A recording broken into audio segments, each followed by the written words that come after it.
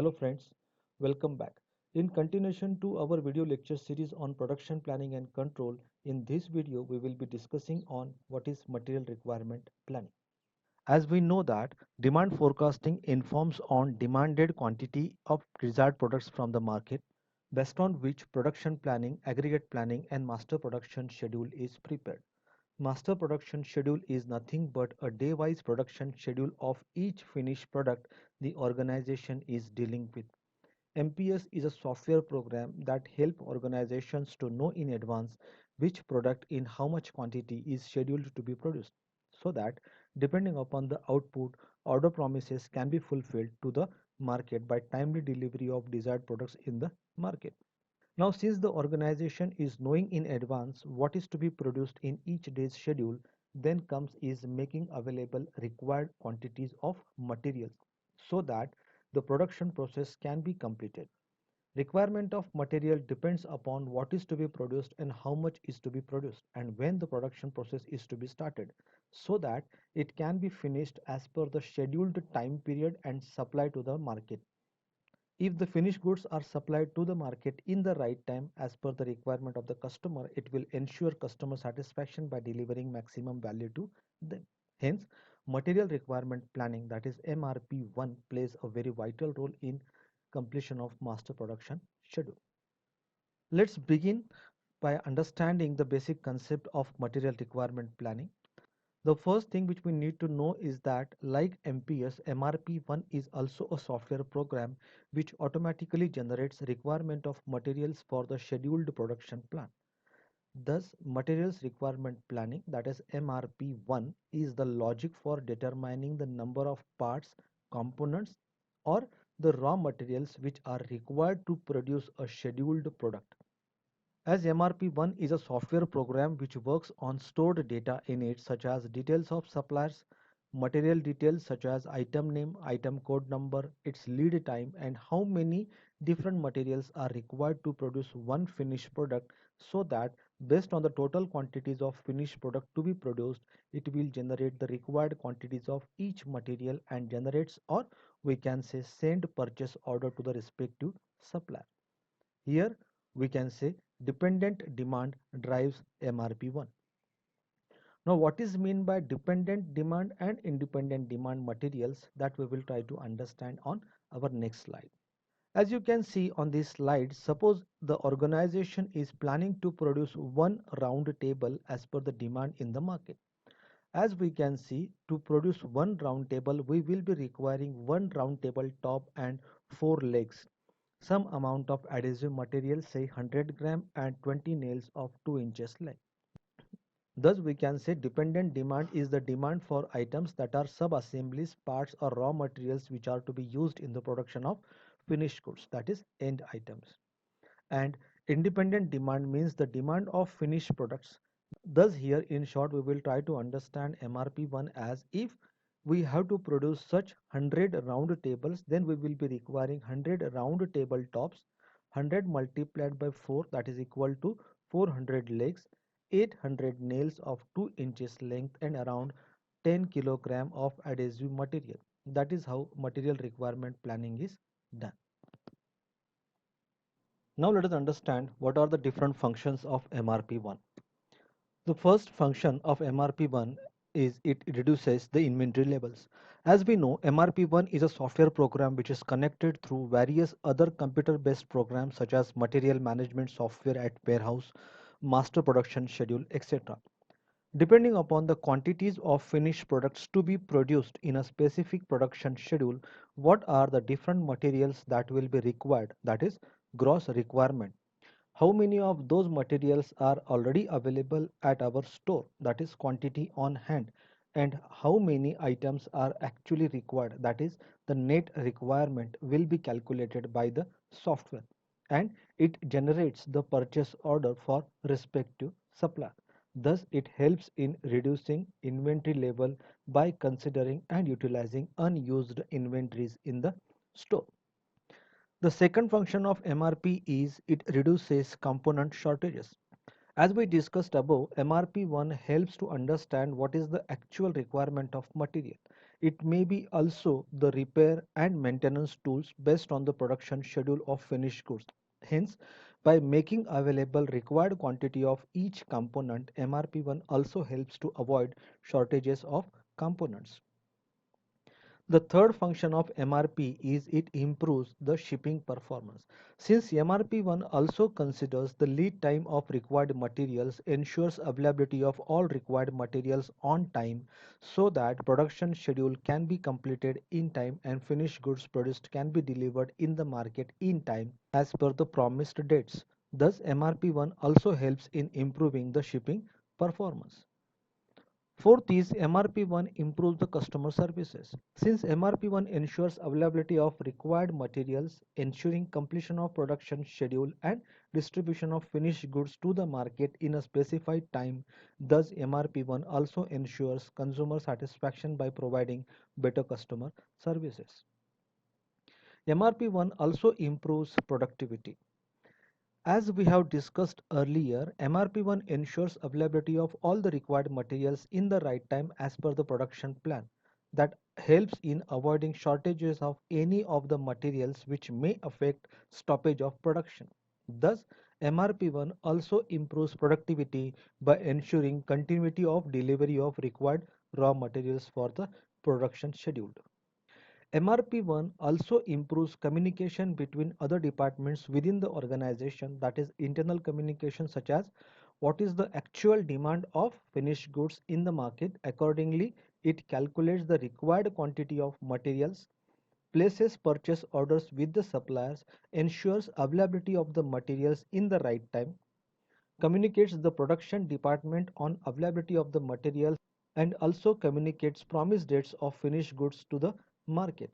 MRP1 is also connected with the suppliers of raw materials to update on details of availability or shortages of materials. Thus, in advance communication with the suppliers ensures availability of required materials in the right time. MRP also helps in reduction of excess inventory. As we have already discussed, by calculating only the net requirement of material, MRP helps to reduce excess of inventory, and thus it also helps to avoid capital blockages. In continuation to the functions of MRP1, MRP1 also helps in reducing the purchasing cost.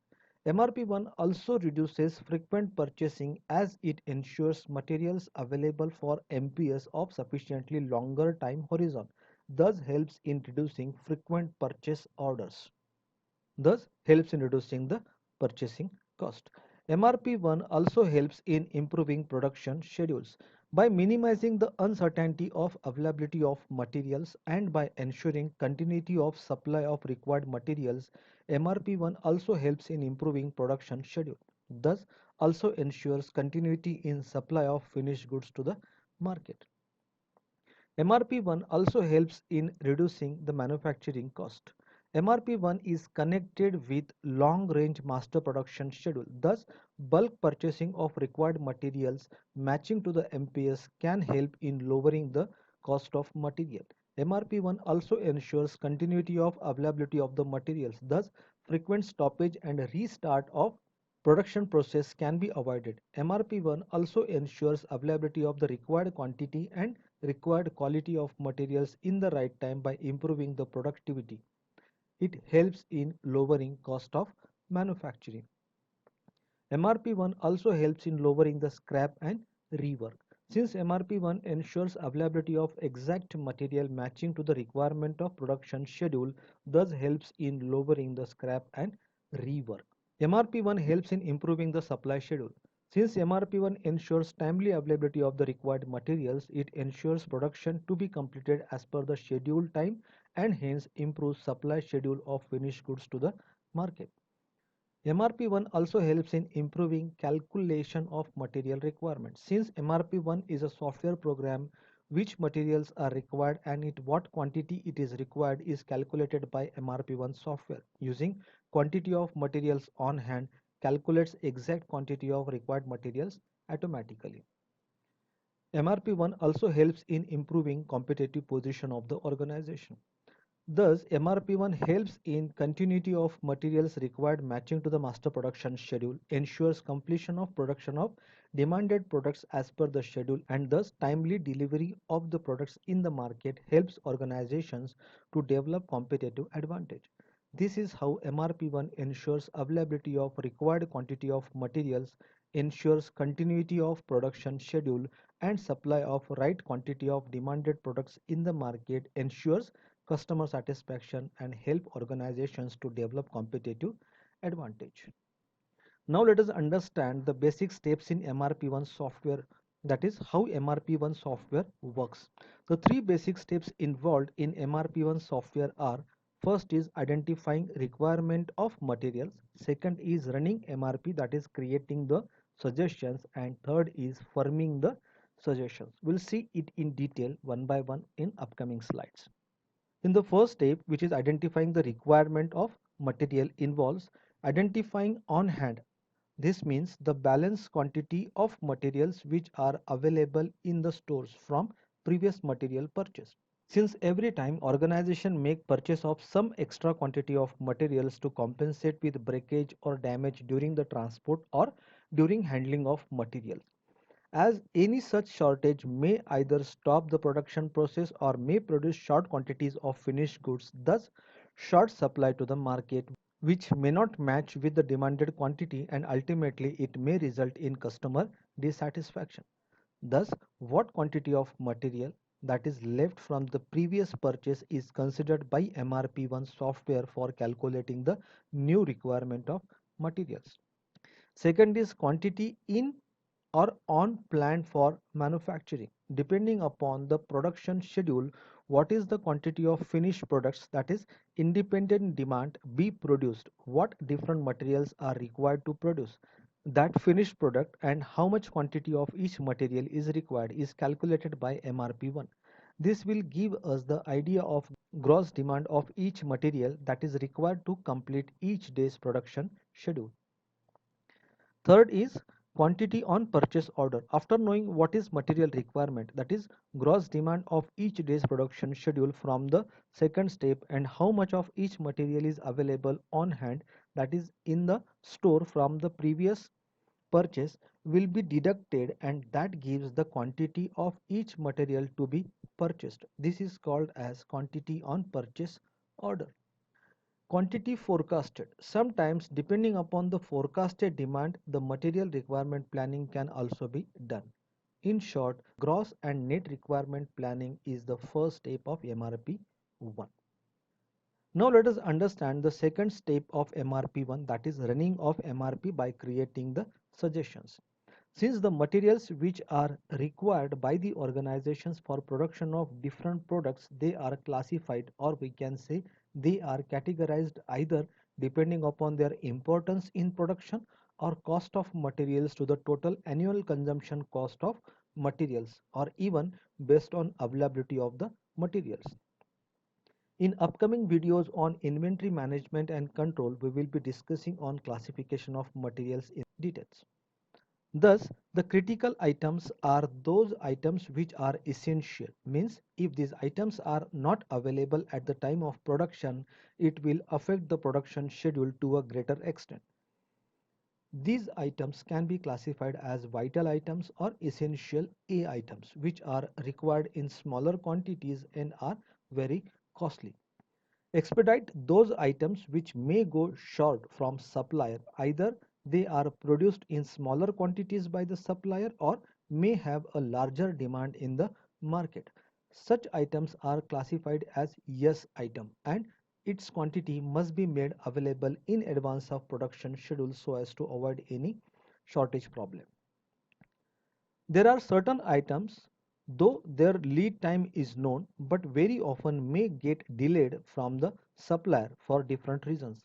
Such uncertain items must be made available in advance of production schedule to avoid stoppage of production due to delay of such items. Thus, based on the suggestions created by MRP1 software, purchasing of material should be done so as to make available required material for the scheduled production. Now let us understand the third basic step of running MRP1, which is firming the suggestions. All the suggestions created by MRP1 software in the second step must be processed and confirmed by the organizations, particularly by the purchase departments. By generating manufacturing orders, that is the work orders, generating purchase orders of materials required for scheduled production with the details of materials, that is preparing bill of material and sharing with the supplier. And third, it also generates various other reports related to material requirement planning, such as schedule of availability of the materials, accounts payable for the suppliers, etc. Now let us understand what are the inputs and outputs of MRP1 software. Starting with the inputs, the first input which is required for the functioning of MRP1 software is master production schedule. As we know, the materials requirement planning is based on the quantities of finished products to be produced. This data can be easily available from the master production schedule. Thus, MPS becomes an important source of information for working of MRP1 software. The second input which is required for the functioning of MRP1 is bill of material. A bill of material, which is also known as product structure file, it is a computerized file where the finished products are listed. The quantity of raw materials, parts, sub-assemblies and assemblies that are required in each step to produce the finished goods, etc. Thus, bill of material provides information about the components that are needed to produce the end product. A bill of material is not just a list of all the required materials, but it also shows which material is required in which sequence in all steps that are required to produce the finished product. We will be having a separate video on bill of material for our better understanding. The third input for MRP1 is inventory master file. This inventory master file gives us the complete and up-to-date information about quantities of materials on hand, that is, materials which are available in the store as balance from the previous purchase orders. Inventory master file also gives information on gross requirement of materials, schedule receipt, that is materials which are on the way, that is in transit materials from the supplier, and planned order release for the item to match with the scheduled production. Inventory master file also tells us about the lot sizes. It means the minimum quantity that is required to be ordered in one order as either economic order quantity or supplier's minimum quantity which can be supplied by them. The inventory master file also considers the lead time, that is the time gap between placing the purchase order with suppliers and receipt of purchase materials, etc. With these inputs, MRP1 processes its function and gives following outputs. The first output of MRP1 is generating the manufacturing orders, that is the work orders, who will do what work and all. Second output of MRP1 software is generating the purchase orders of materials that are required for scheduled production with the details of material, that is preparing bill of material and sharing with the suppliers. And the third output of MRP1 is various reports which are related to material requirement planning, such as schedule of availability of the materials, accounts payable to the suppliers, etc. Now let us understand how does lead time and product structure file is important in material requirement planning. Look at the chart which is there on this slide. We will start it from the top where the final car assembly is planned to be completed by 1st of March and the lead time for final assembly of car is 1 week. Hence, the sub-assemblies which are required for final assembly of car must be ready on or before 22nd of February. The sub-assemblies like the engine, chassis, tires, etc. So that in the lead time of 1 week, the car will be assembled by 1st of March. Similarly, if you see at one of the sub-assembly of car, say engine, has a lead time of 3 weeks. Hence, assembly or production of engine must begin by 1st of February so that engine will be ready by 22nd of February and which can be used for the final assembly of car. Similarly, all other components in the product structure file are planned according to the lead time so that the final product can be ready as per the production schedule. This is how product structure file and lead time is helpful in material requirement planning. In examination, there might be a question on product structure file. Here you need not to have an example like car engine, their sub assemblies and all that. You can even mention simply as the final product A. The sub assembly of final product A is like 2B, 1C, 3D and so on, and how much lead time is required for each of the assembly of final product as well as the sub assembly. That is how also you can generate the product structure file. Thus, material requirement planning help us to make available required material as per the production schedule, so that the production of finished goods can be completed in time and supplied to the market in time. Our next video for discussion will be on bill of material. So stay tuned. I hope content of this video is useful to you to the level of your understanding. If you like the content, then click on the like button and share it with your friends, and if possible, subscribe to this channel. Thank you for sparing your valuable time to watch this video. Happy e-learning.